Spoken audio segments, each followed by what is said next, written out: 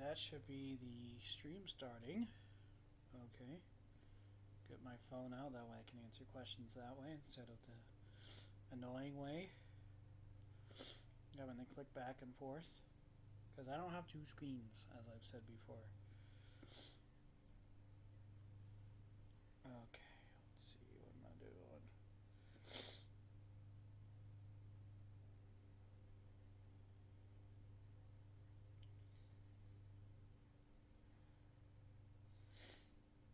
Okie dokie. Oh, let's get the... Yeah, let's get this first. Apologies for all the sniffing. I have really bad seasonal allergies.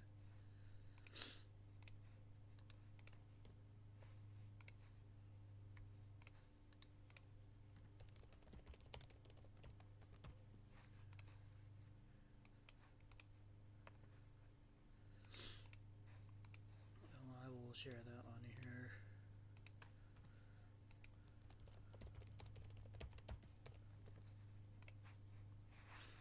Sharing around the folks.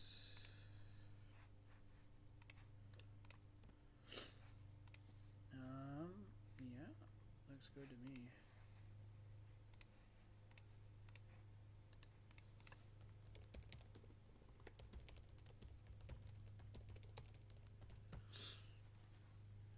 Okay. Well, hopefully people join. Let's get this posted on the TTV. The TTV.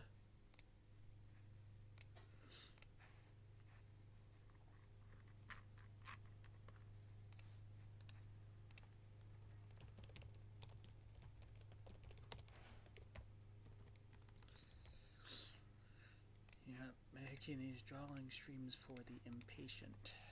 So, okay. Now that I got that shared around, I can go and check out my stream.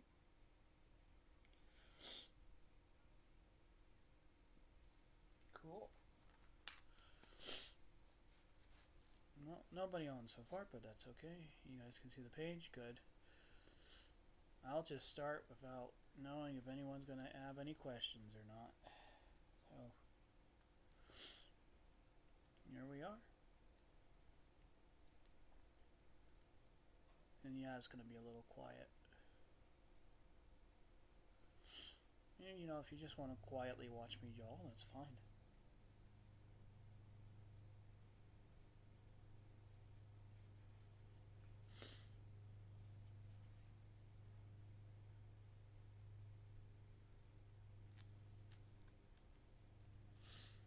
That's right, that's how it looks on the page. Okay. Yeah, he's supposed to be starving right now. He's had a giant fast.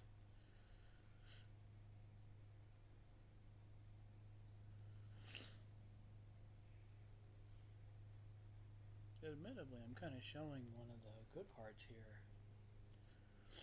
Near the beginning, or near the end-ish of the comic.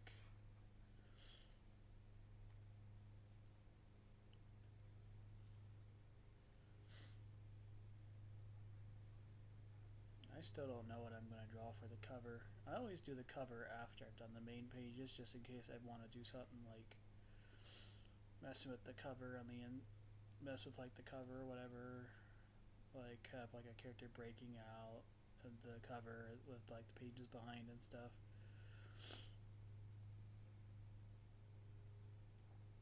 Just seems wiser to do that, you know. It also just, if I have like a image I really liked drawing in here,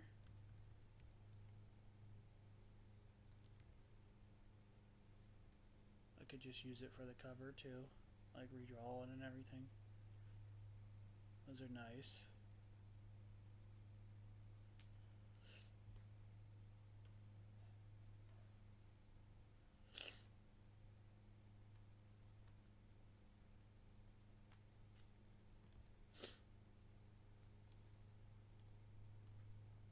No comments yet, that's okay.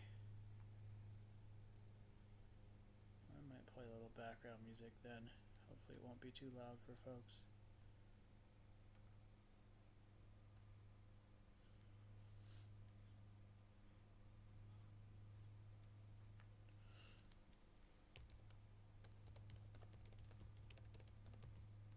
Let's see. Yeah. Well, like by someone. We'll see.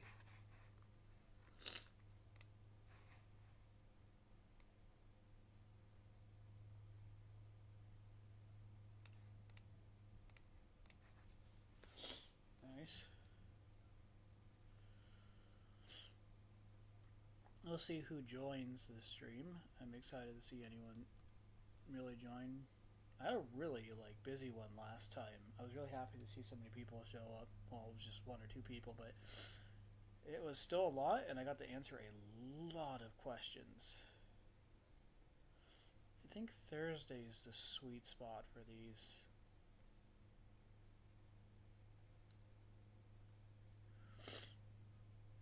That's what because a lot of people have a free Thursday night most of the time, right? I'm not just thinking about that the wrong way. I think so.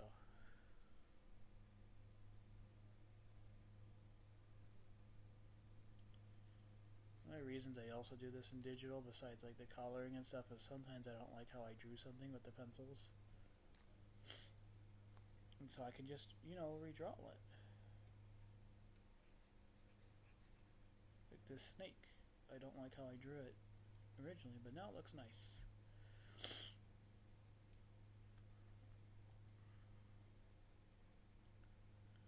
Technically they're adders. And yes, they are extremely cartoony. I don't care.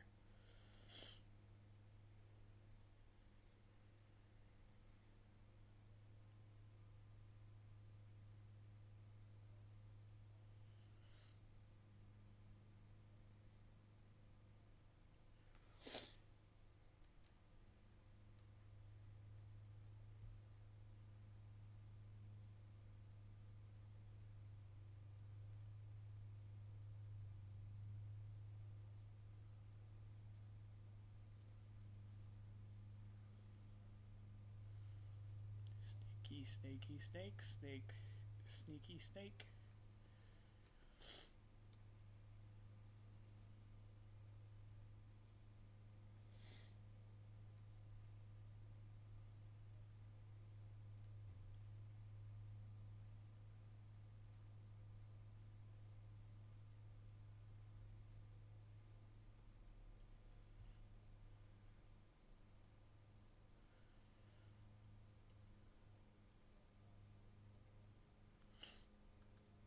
Oops.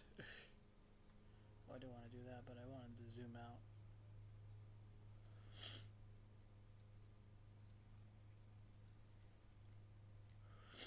Admittedly, Chrome here looks a little bit derpy, so I might have to fix that up a little bit.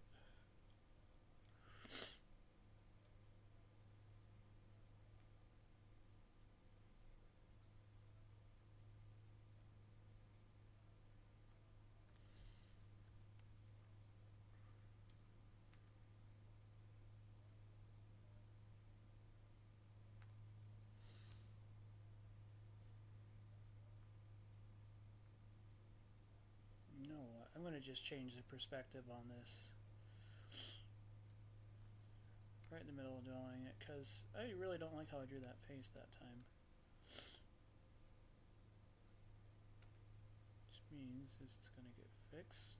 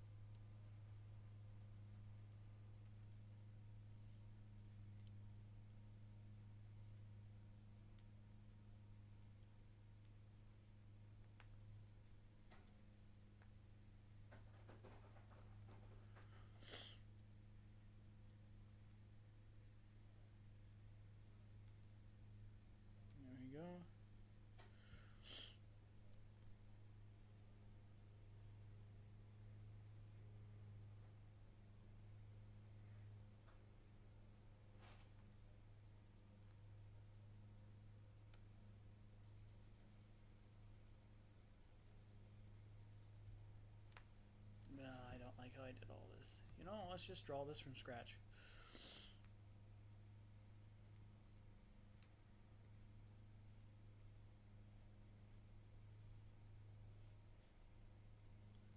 Yeah, already that's looking a lot better.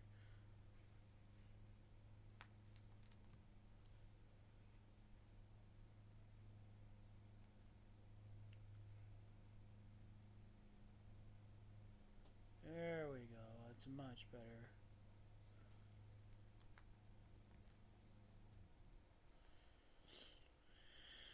I try to do a weird perspective thing on there, but I realize it does not look good with a character who's designed to literally be two-dimensional. So, there we go. Sorry for all the sniffing once again. I have seasonal allergies and they've been really hitting me bad this year.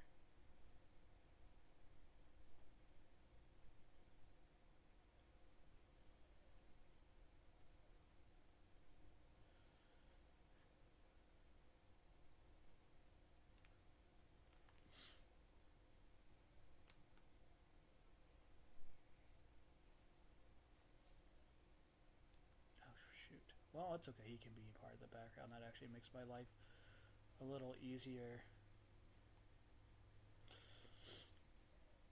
Originally, when I was drawing this part, it was a little bit different in my rough draft, but then I realized I drew a picture years ago of St. Patrick confronting Crown Cruac here. And like I had it all, I'm gonna not do that, I'll do something else instead.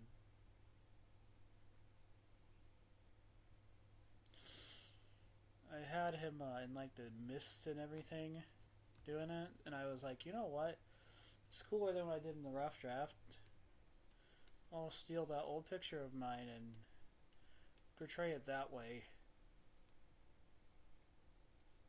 You know, nothing wrong doing that because it's my old picture.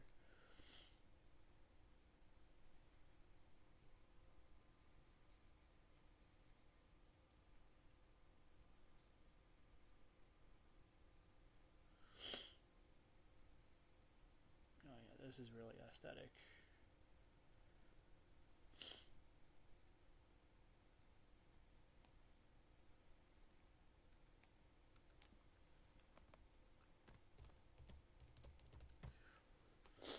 It shouldn't be too long of a drawing stream, by the way, because... Oh, no, don't want to draw that in the background. I keep making that mistake all the time.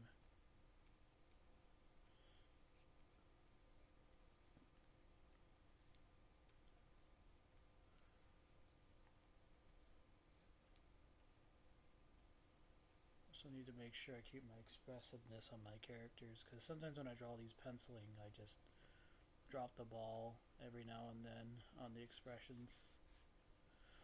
I want to make sure they're plenty expressive. I've had people compliment me on that. I want to keep my expressiveness up.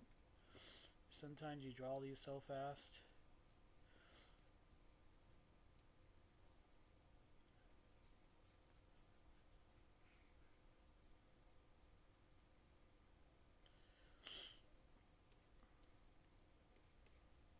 You know, and you just kind of forget, oh yeah, I'm supposed to be having them be a little expressive, you know. It happens. It does happen.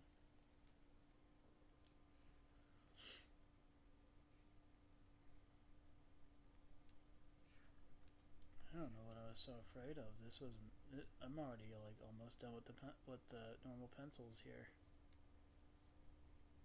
Part of it's just getting motivation for me to actually like draw and crud.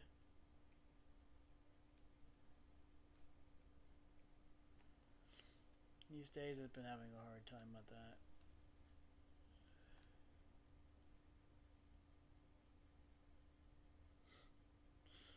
Funny little snakes of Ireland, aren't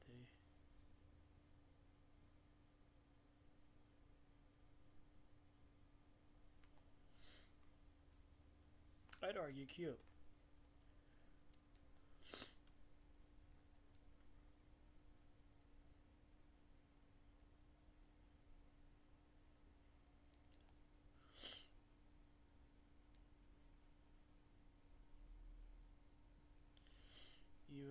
technically bad guys. Oops. That'd be a weird thing to suddenly see. Albino snake.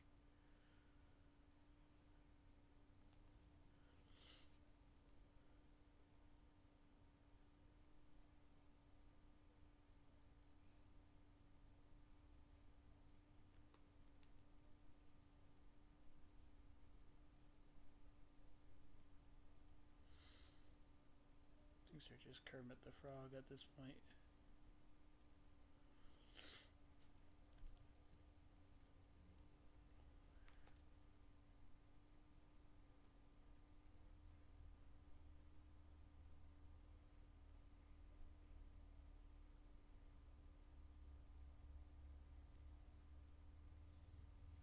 It's a little louder than I thought it was going to be.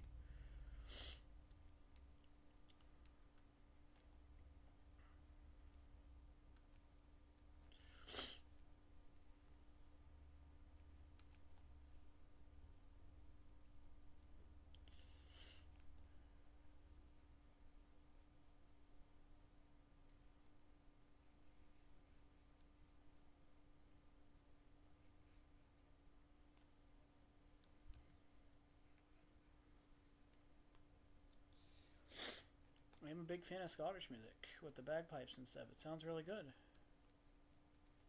Okay, now this, I don't think I need to redraw in Crom Cruac because I was really happy how this one turned out.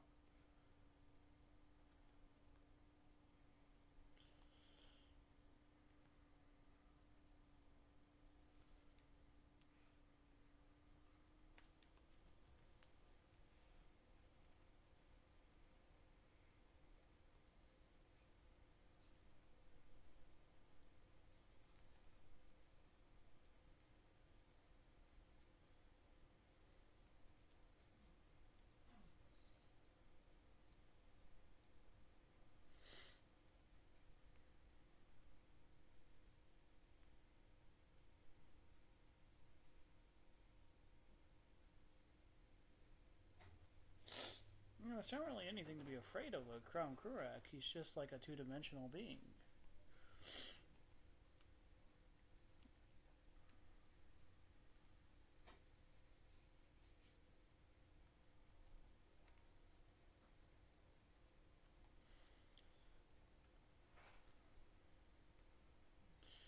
It's not like he's a powerful fae or anything.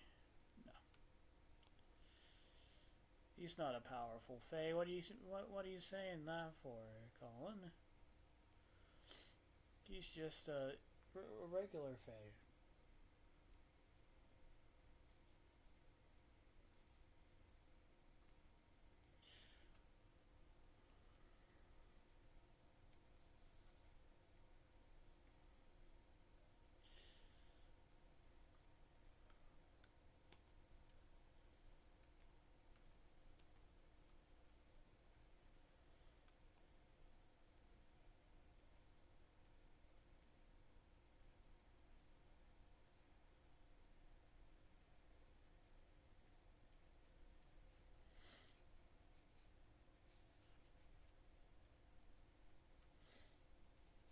He's gonna destroy him. He's gonna destroy Crom Cruac with facts and logic. That's what's gonna happen.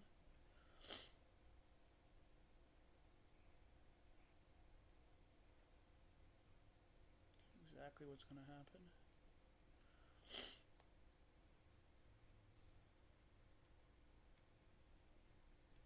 And he's not gonna like it. Oh no, Crom Cruac is not gonna like it at all.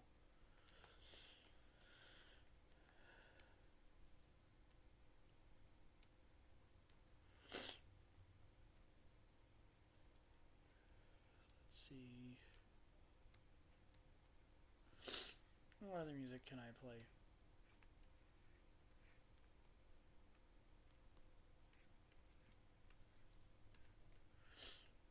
Probably get in trouble because all the music I listen to is going to probably be licensed, so whatever though, I don't care. I'm not trying to get monetized on this. Here we go. Celtic Women. My favorite. I often imagine this is how Carolina sounds.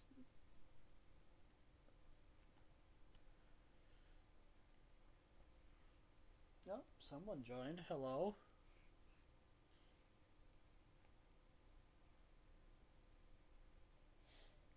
It's not a very long stream because I realized I had forgotten that I actually didn't have a lot to draw on this page because it's kind of a big panel and then a few and then like two small ones, but it's okay.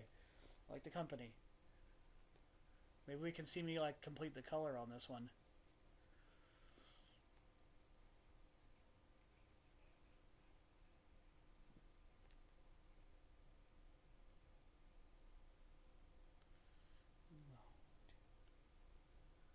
Yeah, don't be afraid to say hi. If you have any questions or anything, ask them away. I'm always willing to answer questions.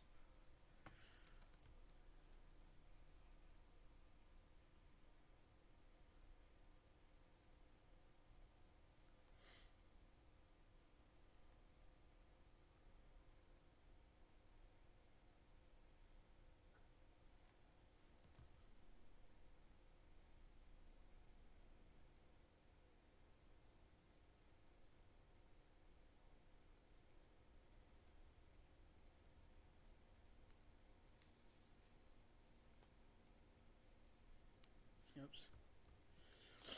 Background, Collin. Background.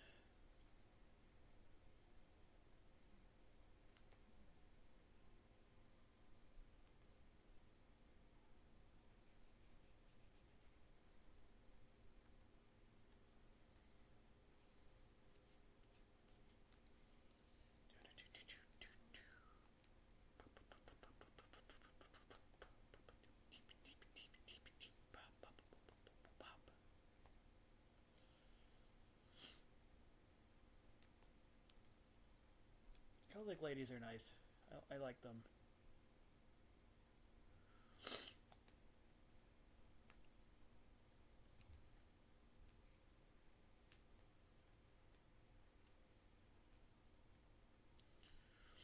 There we go. That's the pencils.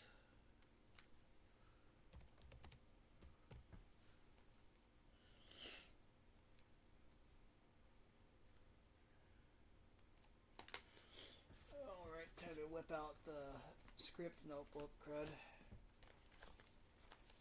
So I always like doing the word bubbles next.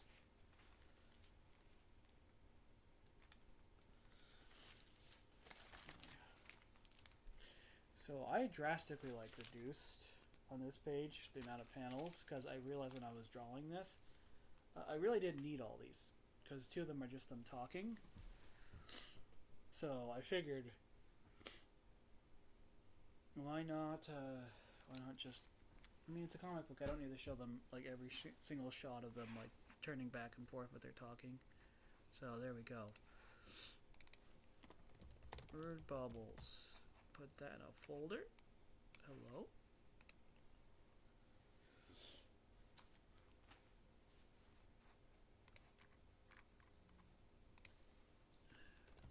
Snakes Island.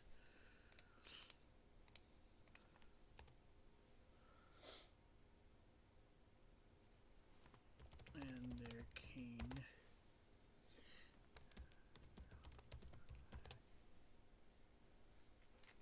Oh. Felt their power.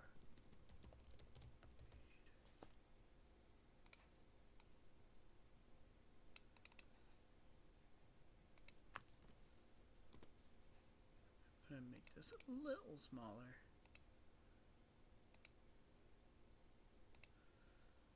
It's likely too big.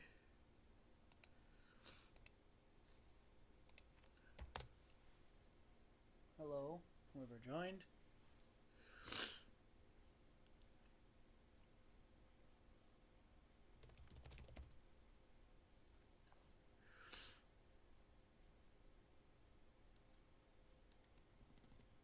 They went.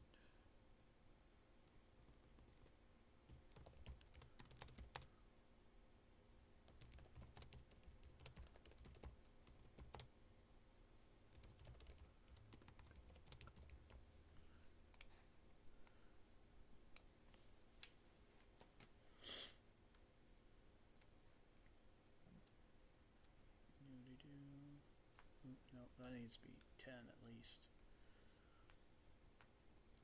Let's give it a little. There we go. Some breathing room, you know, for the words. Words need to breathe too. They always do. Alright, turn that off. Dum-dum-dum-ba-dum. Oh yeah, I'm just gonna put it right here. That's better.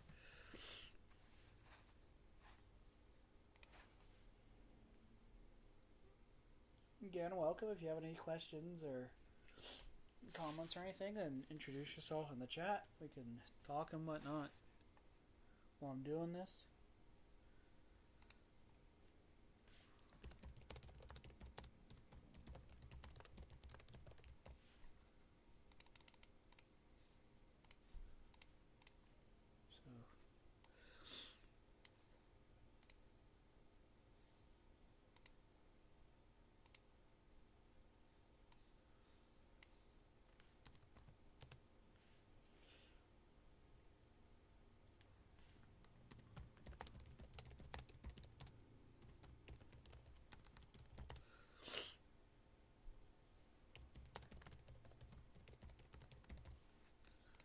Fear only God.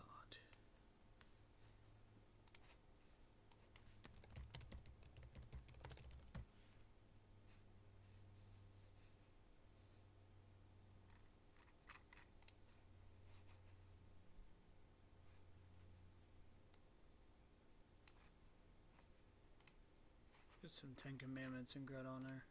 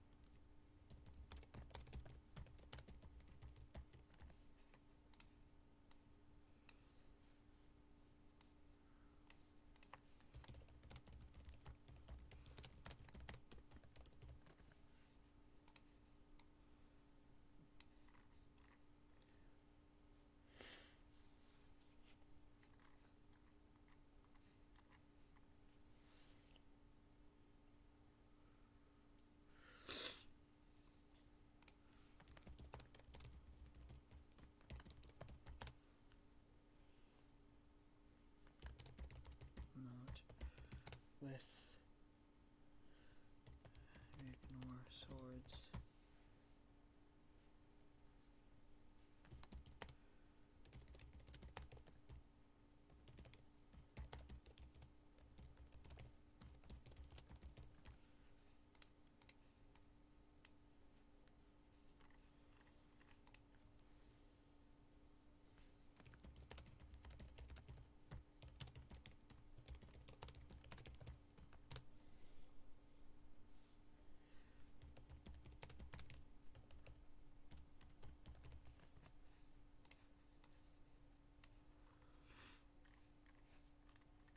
There we go, let's get some word bubbles popping.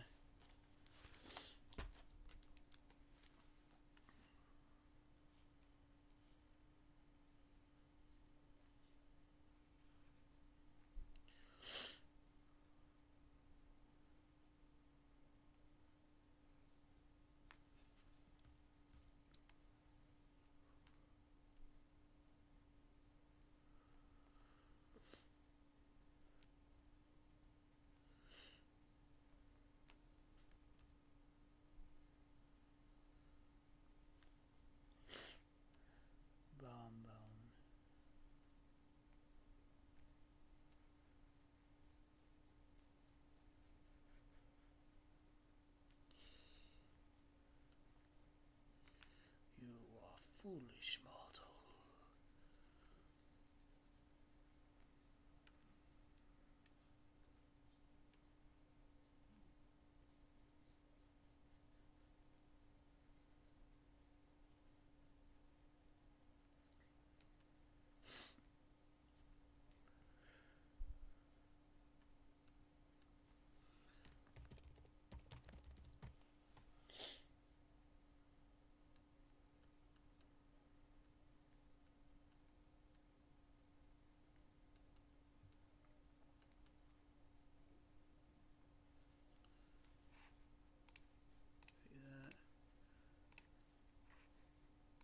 To refer to an older page. What did I use for Chrome Crew X? Word bubbles. Oh yes. So he did have green word bubbles.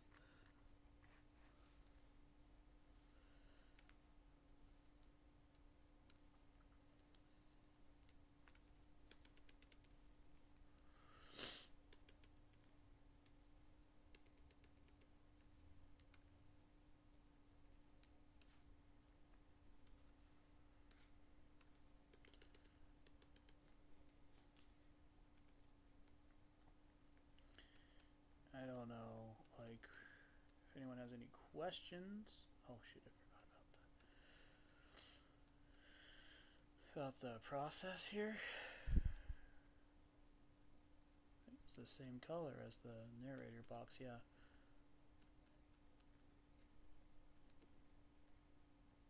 There we go. That looks pretty cool if you ask me.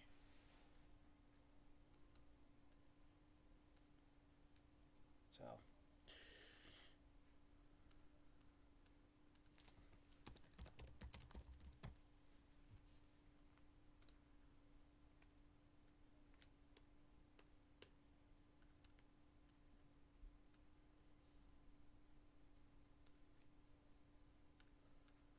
let's get on to the colors here.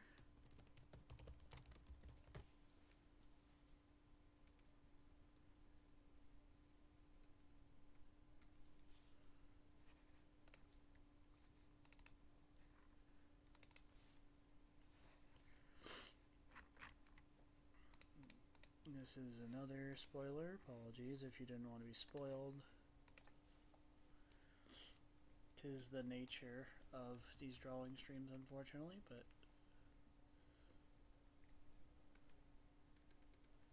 it's okay. I don't think you guys will mind. I'm honestly not too concerned about spoilers with this comic, considering, like, besides a few parts, a lot of this is kind of rehashing things. Just giving more depth to certain things in the comic.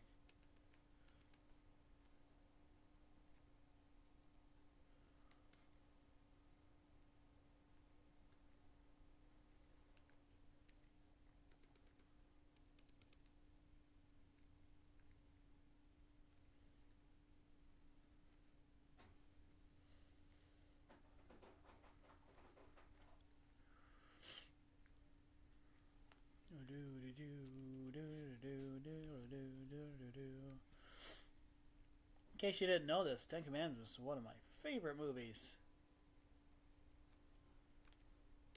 And no, not just because it's a Bible movie, it's just that good. Like, Matt Krotz, he loves Yul Brynner. I like Yul Brynner too. He's a great actor, and he's one of the best. I mean, the way he plays the Pharaoh in that movie is chef's kiss. It's like this. You sense he does have a regalness to him, but also just power in his voice, Moses. I do not have to listen to you, Moses, or Nefertiri.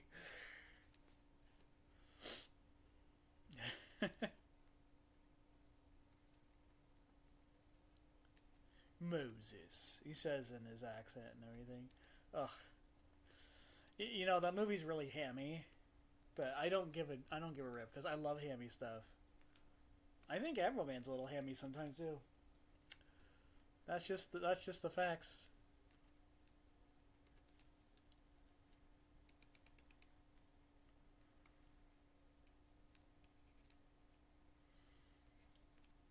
One thing I did want to do is one day I really want to do like a Bible comic or something about Joshua, like just the book of Joshua.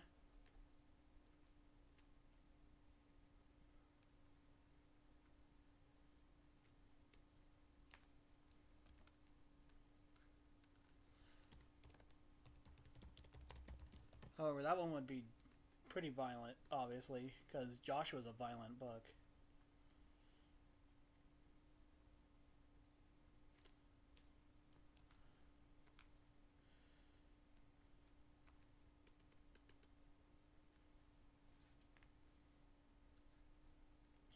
I don't know. I personally really like it. Joshua, that is. Especially when the whole moment where the sun stands still. Oh, sorry. And what was that? Chapter 10, I think, or chapter 11, or something. Near the end of the actual conquests itself, just Joshua does such a wonderful job in its book. Like, people completely underrate it because they're kind of bogged down by like the whole second half of the book, where it's just literally partitioning the land. In terms of classical literature, ignoring like even the biblical element, even though the biblical element's there, Joshua's written in a way where it actually has a really good build up to it. Where when he first enters the Promised Land, they defeat Jericho, everyone's shocked, and so they kind of show movements in the background of the different kings slowly make alliances with each other, and then like obviously they get tricked by the Gibeonites, I think, or whatever they're called.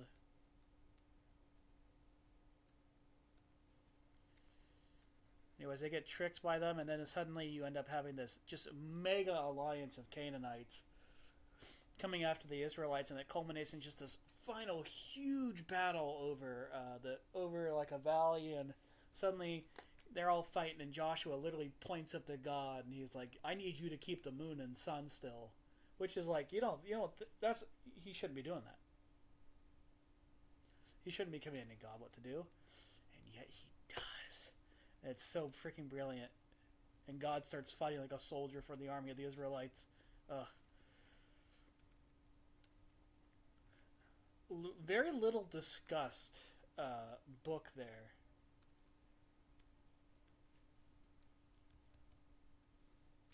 Oh, that's right, it's got to be in background colors because I drew it in the background, didn't I?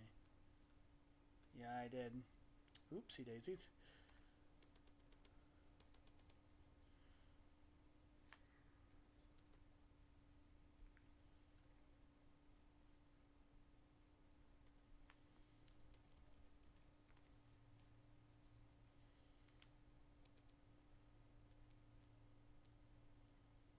Oops. Yeah, no.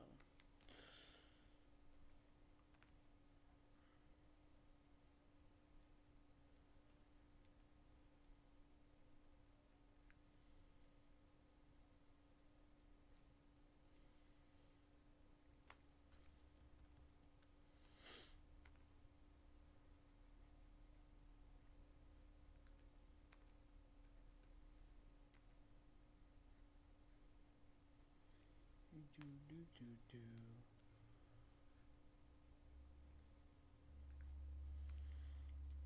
Another one of my favorite movies is Ben-Hur with Charlton Heston in it. Really fantastic movie.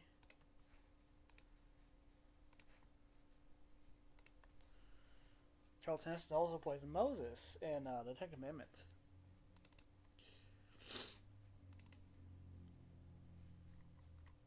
And he's really freaking good in that too.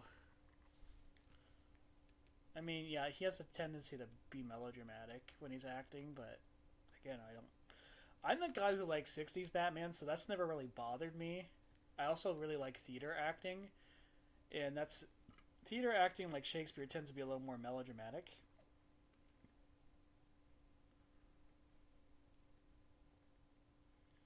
So, I mean, that's why I don't really mind it. That's why I don't understand. Oh, I don't mind it so much. It's never been a big bother to me when when somebody like overacts unless it's like completely out of place. In the case of Charlton Heston and Moses, Moses is a pretty freaking large to life figure in the Bible. He's one of the most important figures in the Bible. So he's going to speak with that power and authority, O Israel.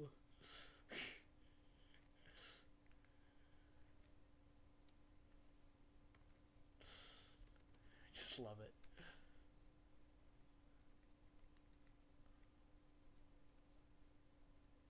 Oh, frick, I forgot. They're not showing the little snake bellies, are they? Need to find a panel where they do that. I think I know which one. There it is. Don't need that open. Here's one showing its little snake belly.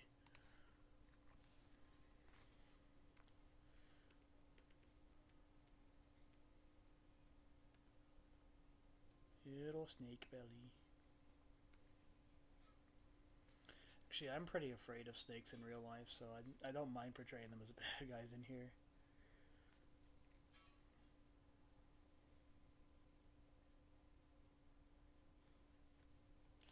Oh, people really like retweeting my quote about me crying with the storyboarding.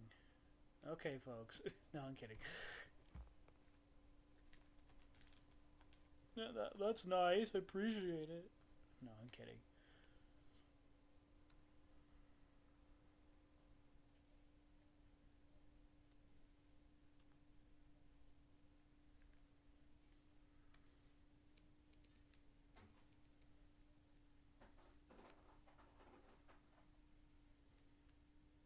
Oh, these were character colors. Oh. They should have been in character colors because there's the sneaky snakes. Okay.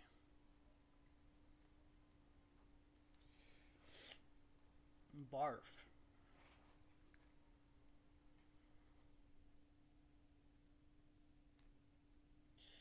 You know, I say I'm afraid of snakes, but the way I'm drawing them, they're a little cute, honestly. They're a little adorable. I admit that. I'm drawing them a little adorable. And I don't find snakes. I remember when I was at the state fair, they had this reptiles exhibit there. Some lady had a freaking boa constrictor or whatever over herself. She's like, "Hey, you want to try it?" I'm just thinking, no, it's a boa constrictor. I'm not putting that thing on me.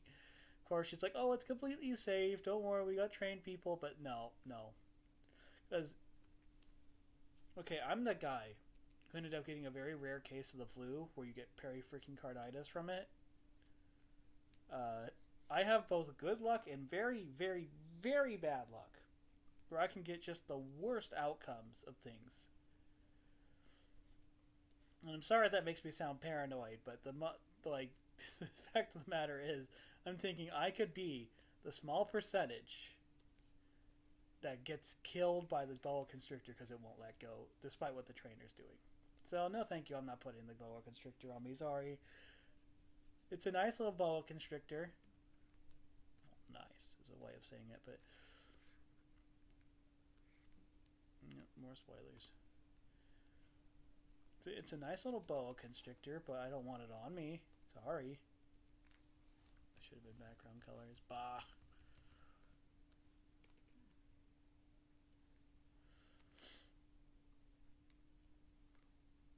Actually, I do really like reptiles normally, though. They're one of my favorite animals. Like, just all different types of reptiles. But snakes? Not my thing, dude.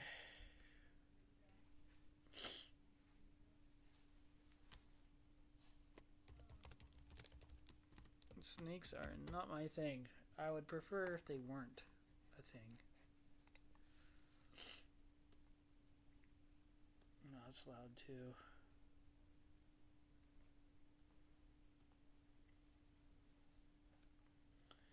Why is everything so freaking loud? Okay.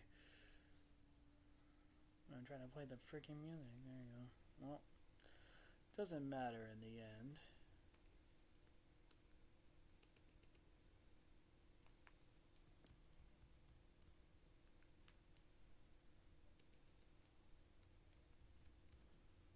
Be a little grayer. Yeah, that looks fine.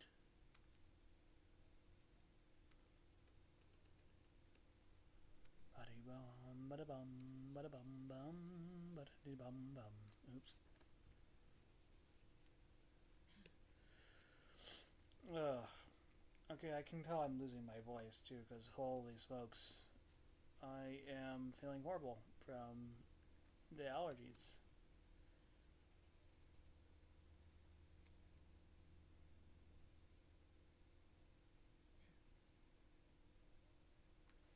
Oh, got a request from somebody. 1 second.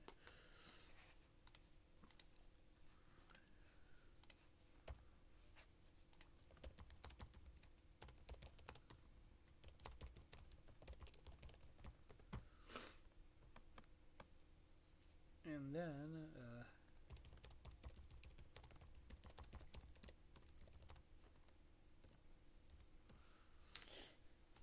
alright, let's get back to the stream.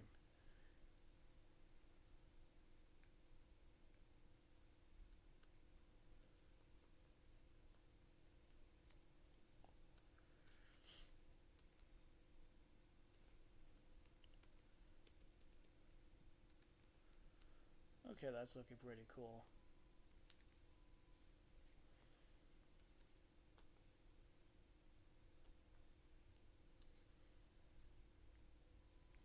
Alright, character colors.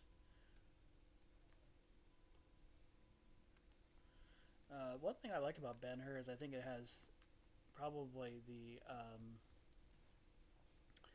best portrayal of Jesus on screen. And yes, I know that's going to definitely be a take, but because it's like, but Collin, he doesn't show his face or speak at all. That's what makes it brilliant. Because all they do is show a guy back of a guy's head, but he influences the story so much. And there's a scene in that movie that I really took. Remember in like issue 3 of Emerald Man, where he suddenly like sees all the horrible things going on in the world and because of where and everything.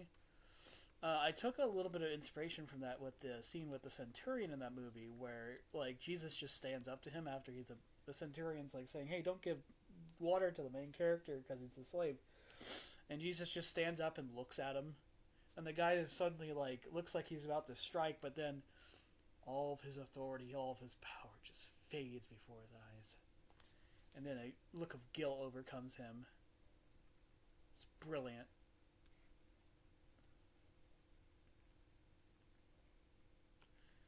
One of my favorite movies for a reason. And that's just one scene. That movie has a ton of scenes like that, where it's just the cinematography and visual storytelling is just top tier. Like, sometimes they will, they don't, I think Ben-Hur doesn't even explain things half the time, because you can just tell with the visual storytelling. It's brilliant. They don't make movies like that anymore, I think. Sometimes when I'm in a movie, they're like trying to explain something, and I'm like, yeah, I can see that on the screen. You don't need to explain it to me. I mean, that's a concern with me when I'm doing my comics, is that I want people to be able to visually tell what's going on.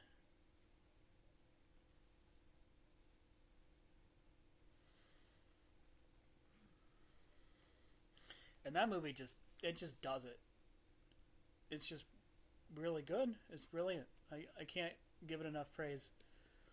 William Wyler, who directed it, you did a good job. It also just has such a wonderful story. It tells the gospel message probably better than any other movie I've seen. Because you start off with Ben-Hur being extremely like a nice dude and everything. He's wealthy and everything. All that gets stripped away because his friend betrays him. And suddenly he's on a revenge quest, like an unrelenting revenge quest. They go against the Romans and whatnot. He learns to actually like the Romans for a little bit, but then also sees that they're evil and everything. And it kind of has a story of him having to learn to love his enemies and love his neighbor, but also he eventually starts turning wicked in his own heart too, with like doing things out of anger and jealousy and everything like that. Until eventually he sees the crucifixion of Christ. And then all of it changes.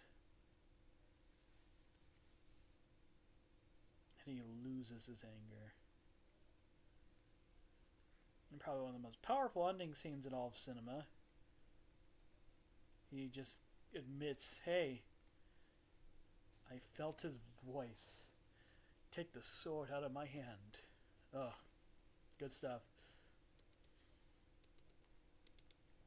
The movie also probably has the best portrayal of the Romans I've seen in any film, only because other movies around that time actually did a good job too, but I feel like the Roman Empire is just massive and actually as grand as it should be. Because in other movies nowadays, it feels like, you only have a few extras who'll play the Romans and crud, and you don't have time to make all these big sets. And so, like, you see Roman-occupied Judea, there's barely any Romans. Despite how there should be a lot of Romans there occupying the place. And so they do a really good, like, heck, even the city of Rome in a lot of movies and shows doesn't feel that very populated. And so the movie does a good job of just, down to visual storytelling again, it succeeds in setting.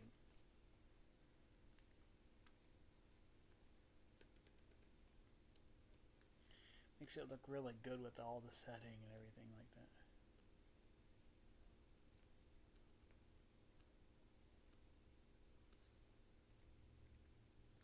I don't have enough nice things to say about Ben Hur that people haven't already probably heard. So it's just that good. Seriously, I know it's a 4-hour movie, but give it a freaking watch, guys. If you this is your first time hearing about it, the 1959 movie, I think, though. So don't watch the new one. That one's garbage. They don't know what the heck they're doing with the new one. The old one. The old one's the one you gotta go with. It's just. It's good. It's extremely freaking good.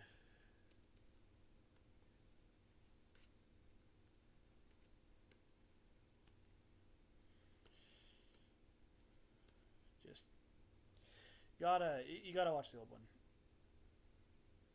I'm one of those people that sometimes believes older is sometimes better. I'm a firm believer in that. At least when it comes to movies, I can't.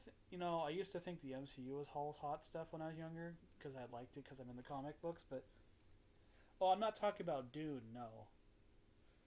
Hello, Ken. No, I'm talking about the movie Ben Hur. It's extremely good. The 1959 version. It's 4 hours long, but it's extremely worth your time to watch. I'm not kidding. It tells the gospel story way better than anything else I've watched. Seriously. Where'd it go? No.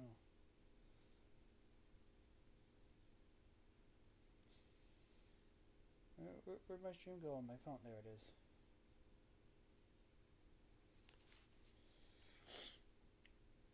Yeah, no, not talking about Dune. I'm talking about the 1959 Ben Hur. I think it's 1959. I don't entirely recall, actually,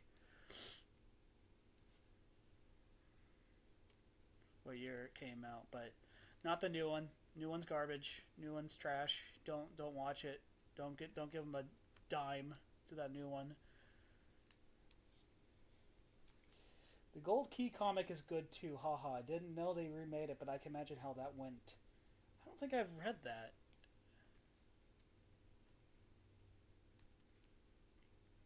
I can't say I've read that. Apologies.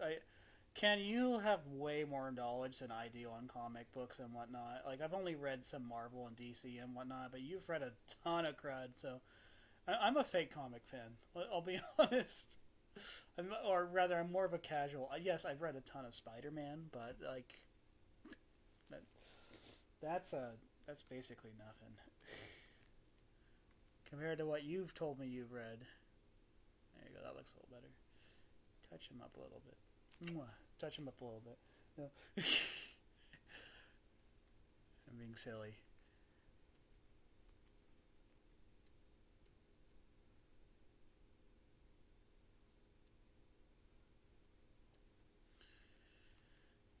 I mean, yeah. My thing is, the Gold Key has a lot of low key Christian comics you'd love. Probably does. I did like Matt Crott's Kyrie. He has one of my favorite. One thing he really inspired me with in Emerald Man 2 is I think in book 3 there's a scene where the character of why am I forgetting his name now? Big dude. Journey to Atlantis, for example, is wild fun right up your alley. I probably like that. I like adventure stories. I think his name was like has something to do with a bowl or whatever. But there's a character in Kyrie where he used to be a Roman centurion, and they just this brilliant scene where he's like all this bloodshed and crud in a dreamlike sequence, and then suddenly you see him like inside a cathedral. He looked like he was just persecuting Christians, and then suddenly he comes across an image of Christ and just bows defeated. I gotta give Matt Krotz props to that. It was a powerful scene. He likes Ten Commandments and like Ben Hur too, so I understand where he got it from. It's a good choice too. You'll get there, haha. I've just been at it longer. Yeah, you probably have. No, I know. Actually, I know you have, because you're older than me.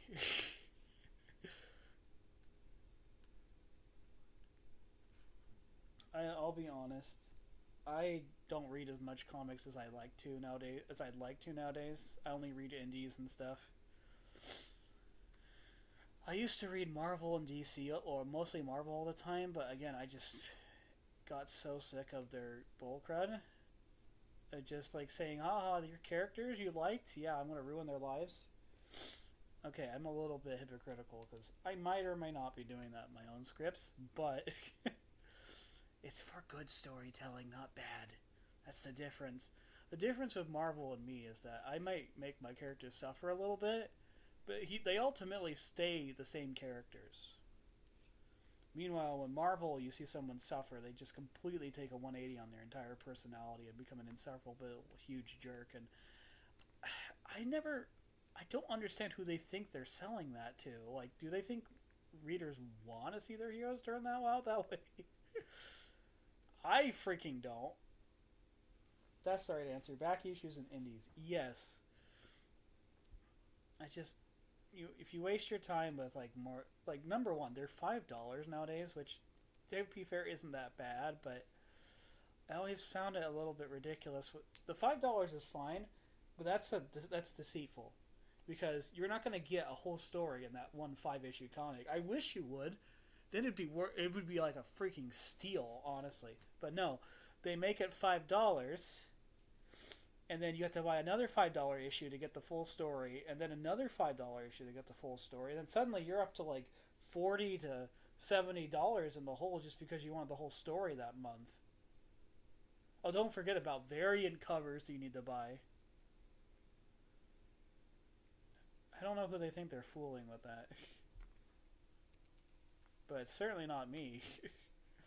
After a while, I noticed, gosh, this is such a spendy hobby, and I'm not even getting good content with that. Meanwhile, I could be spending $40 on an indie, $20 to $40 on an indie comic. That's going to be much more page count. It's going to have a much more satisfying story, and is likely to have a actual ending. Okay, so right now we're seeing St. Patrick getting into a little bit of a kaiju battle. Okay, this is actually a very simple page. I just need to color in the shading.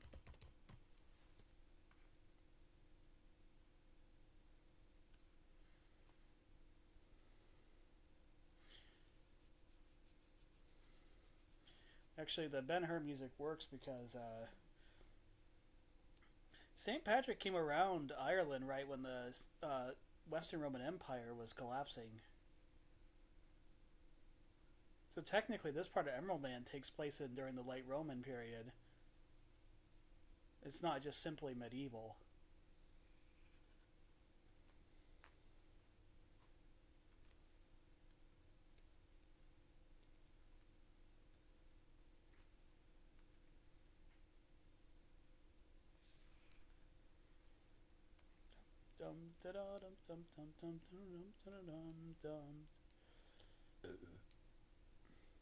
If you want to get to my heart, though, you got to do historical comics. I can't resist a good historical comic. That's why I backed like Judex and Kyrie. Other stuff is a bit of a harder sell for me because if it's like superhero stuff, you gotta really like sell it to me because I've read a lot of good superhero stuff already from like older Marvel and heck, maybe a little bit of like I've never read Valiant, but I've read some of Jim Studer's stuff. He does good stuff. But here's the thing, you gotta have a bit of a sell to me because I don't just pick up whatever comic you're selling me. Like, you gotta convince me. And a bunch of random like perks like, oh, you get stickers and crud, that's not gonna really entice me. Not even t-shirts. I need a good story.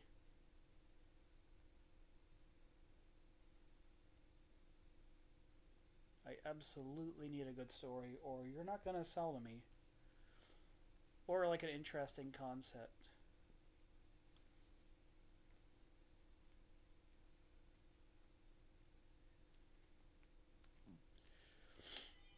to be honest, and I don't mean to like drag people in the mud or whatever. I'm not gonna name names, obviously, because that's stupid. But it's just some concepts that people run for indie comics. I don't get it. 90s Valiant universe is top tier. Acclaim era was eh. I know what you're talking about, but I've never read it. Unfortunately, that's yeah. I know I'm a bit lame that way.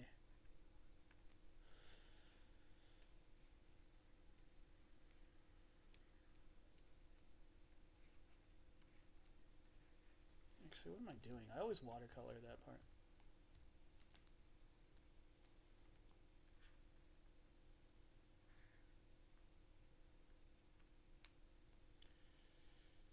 Bum bum ba bum ba ba bum.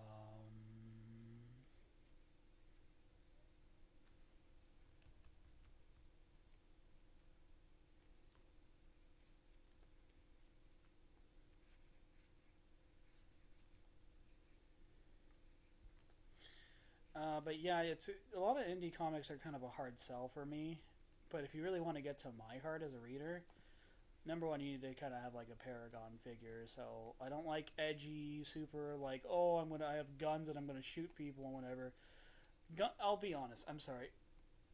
Guns on a superhero. I don't care if it's the Punisher. I like the Punisher, but even then, it's a little bit of a hard sell for me. But guns on a superhero doesn't impress me. I'm sorry. If it's like a cop character or something, or someone without powers like Punisher, I kind of get it. But then you start getting stuff like '90s characters that have like who have like super agility and cred, and you're still using a gun. It's like, eh, eh, not my thing. Absolutely not my thing. It's just weapons and guns are okay, but like if it's a comic book, you gotta have a way of making it look enticing. Because here's the thing about guns: they can look good, they can look really cool in like motion. Problem is when you're doing a comic book, you gotta somehow make motion with the stillness. So guns, you kind of have to know what you're doing with that with a weapon.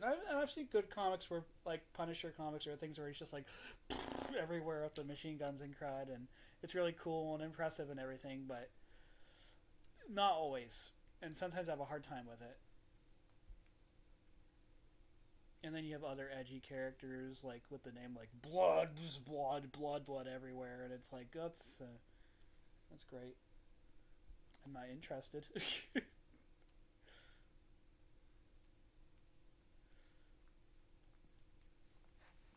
Absolutely not interested. Let's see, what music could I play? Let's go back to some Braveheart.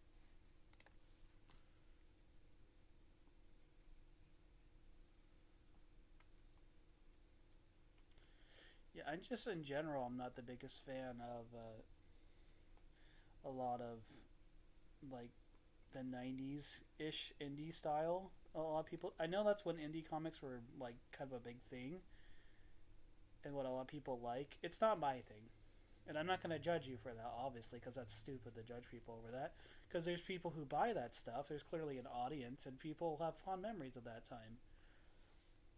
Gunfire is one of my favorite 90s duds. Name wise, I mean. I don't think I remember who Gunfire is. I'm going to Google that.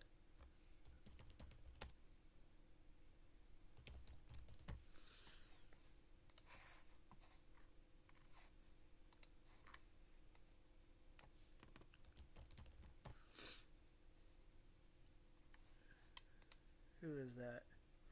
Well, see, okay, but here's the thing, Ken. He has a cool name, but I'm seeing here on like the wiki and crud, he's not just a guy with a gun. He has an enchanted gun. I mean, come on. And like rocket boosters and crud. Okay, well the rocket boosters is in, but he looks like he has a enchanted gun. So there you go. It's not just a regular gun, okay? If it's like an enchanted gun, yeah, it's fine. I don't care much. DC went full edgelord for a bit. So did Marvel, to be fair. I think the only edginess I tolerate from Marvel, or tolerated from Marvel in like the 90s, is Carnage. I really like that character, but only because like he's not like trying to be edgy for the sake of making cool to the kids. No, he's literally just he's evil. So like I for villains, I have a little bit more. If you have a villain whose name's like Blood, whatever, yeah. No, he turns things into guns. Okay, so if he picked up a soccer ball, he could make it shoot bullets. That's a superpower. Better than nothing. Better than having just a fake gun or just a regular gun.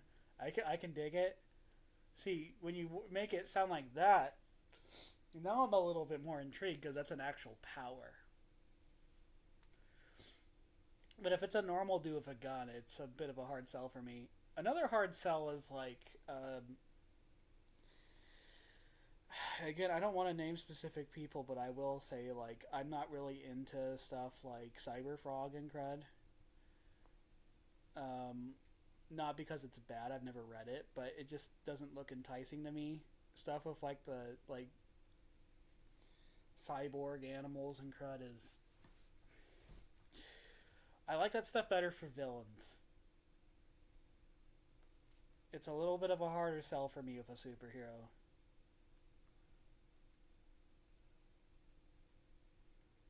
Just a little bit of a. You can still sell it. I've changed my mind on these things before. I certainly have.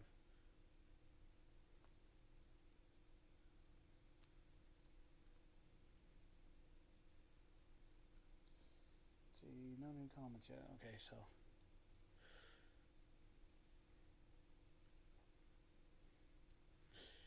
and I know I'm being a little unfair about stuff because it's like Collin. Some people like the guns on regular guy with a gun stories, and yeah, that's great too. I know people like that stuff. I understand the liking of it. There's an audience for everything. Well, almost everything. I don't think clowns are doing so good anymore because people don't like clowns anymore for some stupid reason. My sister's afraid of clowns, but I've never found them very scary, which is why when my sister was like afraid of the Joker when I was a kid, like she was straight up afraid of the Joker whenever she'd see him in comic books and crap. I was just like, what's so scary about him? Even now, I don't find him all that scary. I just kind of find him, he's silly to me. That's his whole thing. He's a silly dude in white makeup and crap. He somehow ruins Batman's day. Hot take, the Joker sucks. Yes and no. If we're talking about modern Joker, certainly. Speaking of Batman, I'm gonna play some Batman music. The good stuff. Shirley Walker Batman theme. If we're talking about modern Joker, yeah, he's garbage. Um, I wouldn't say I don't. I don't. Wouldn't say. It really depends on the era. I have said this before. I said it earlier in the stream. I like '60s Batman a lot. I like '60s Batman quite a bit. It's my jam. It's not everyone's jam. And that's the one. That's a big unpopular take I have. I know that. I know that for sure. People do not like '60s Batman most of the time. I, but like, oh, I love the Joker in The Dark Knight. He's edgy. Don't get me wrong, but like I said earlier, I like edgy on a villain. Superheroes not so much is a harder sell, but an edgy villain, that's where I really like it.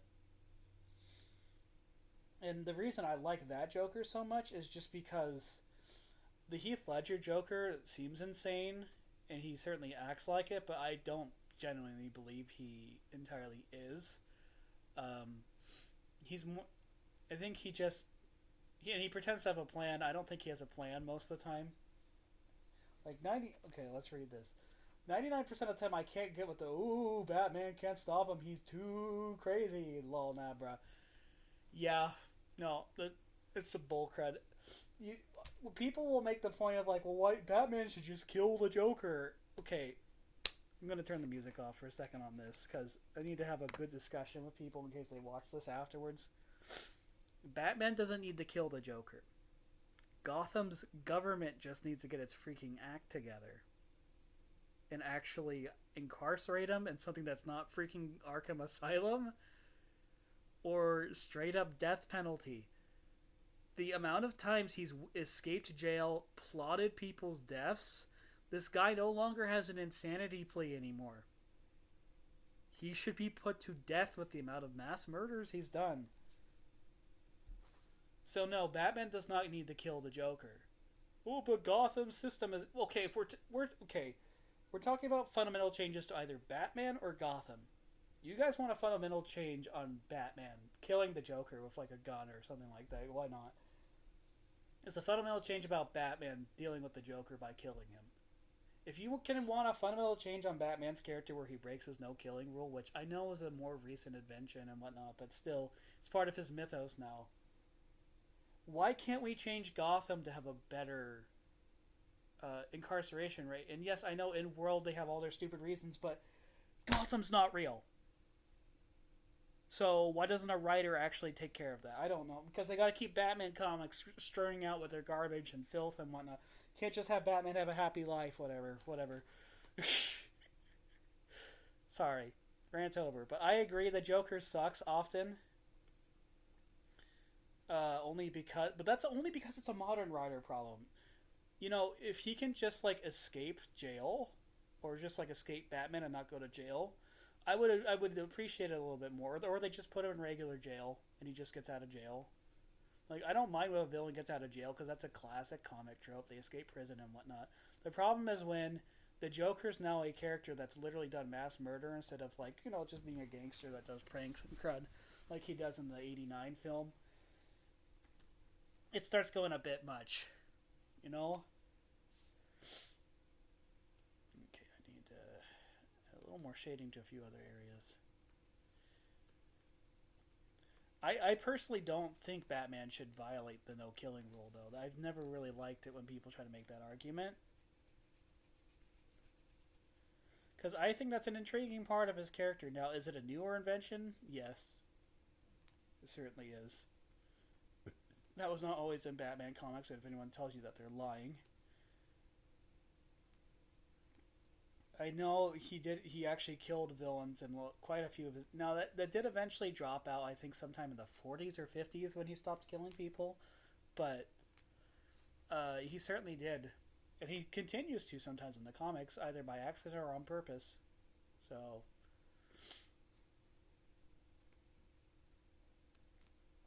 them's just the facts.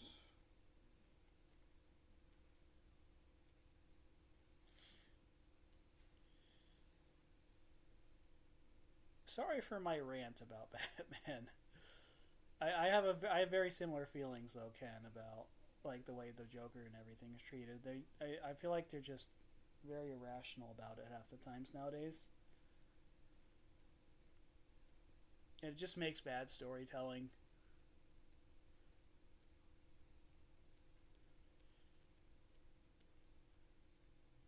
And it's not like readers are opposed to new villains because for many years you had new villains. They make new villains all the time. It's just I feel like none of them are a good sell, you know.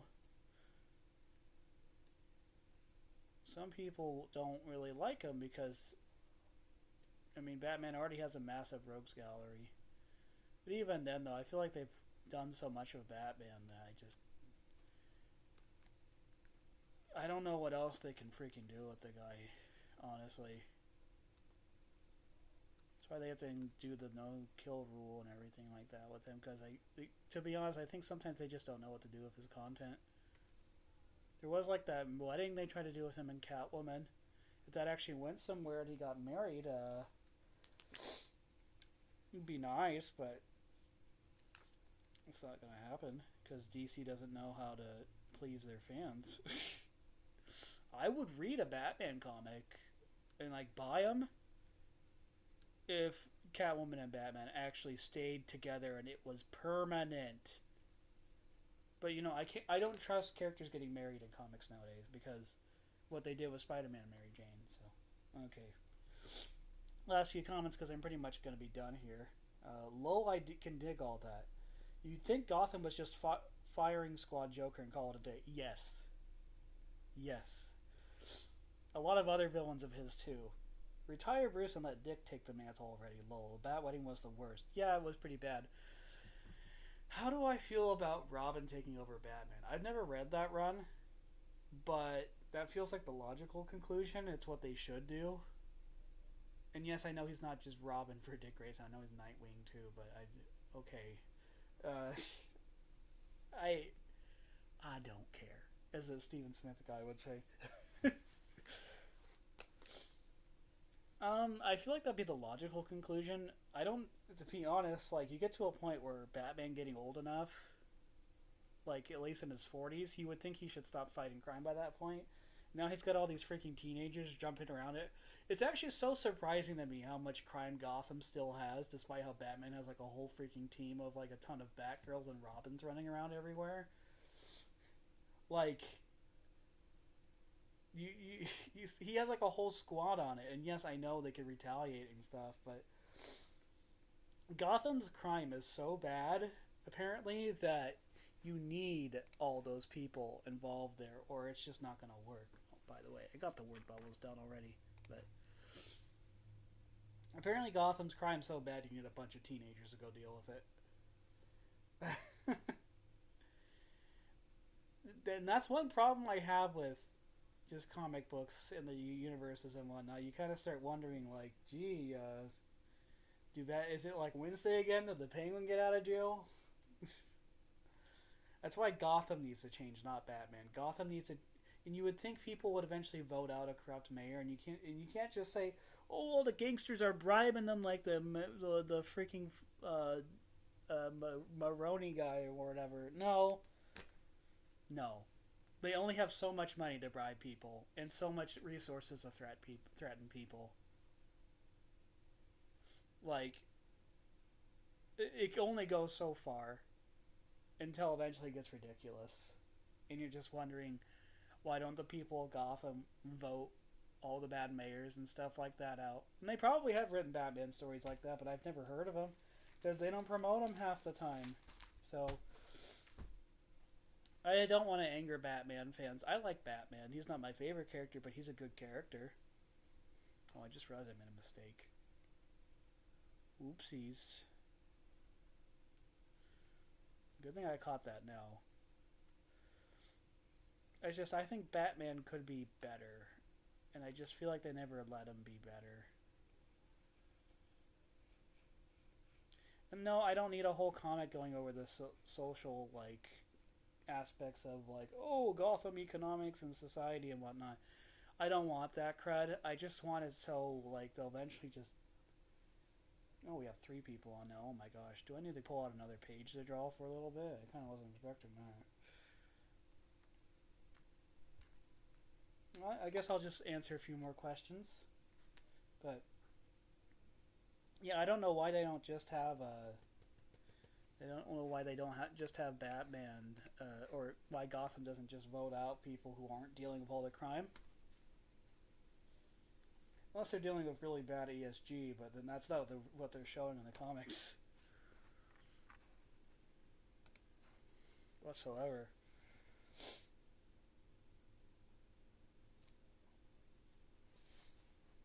Another, I mean, and this isn't just a DC problem, Marvel has it too, and I kind of wonder, like, dang, New York must be really freaking, like, destroyed every other weekend because of, like, Thor doing crud, Fantastic Four, Spider-Man, all the freaking Defenders in the streets and stuff, and, like, how the heck does anyone live in, like, freaking Hell's Kitchen or Harlem in Marvel Universe? Seriously. Oh no, Stiltman stole my lunch. I didn't need it anyway. Just on my way to work, I come across 3 supervillains. You know? Well, that's all I'm drawing for today's stream, but thank you for joining us. I appreciate it. I'll probably catch you guys... If I have stuff to draw on this next Thursday, I'm trying to really get done with all my stuff. Next Thursday, I want to do another one. but I don't have the day off, so I may or may not do it. I did notice Thursdays are one of the days that I tend to get more off nowadays, though, for work, and it's also a day that seems to be what a lot of people seem to have time to watch streams on, or just aren't that busy. So I might just do a few more streams on Thursdays nowadays if I have the time. So that's all I have to give, though. I'm finished with this page. It was a little faster than I expected, probably because I just have 3 panels to draw. But yeah, thank you for joining me. I'll see you guys next time.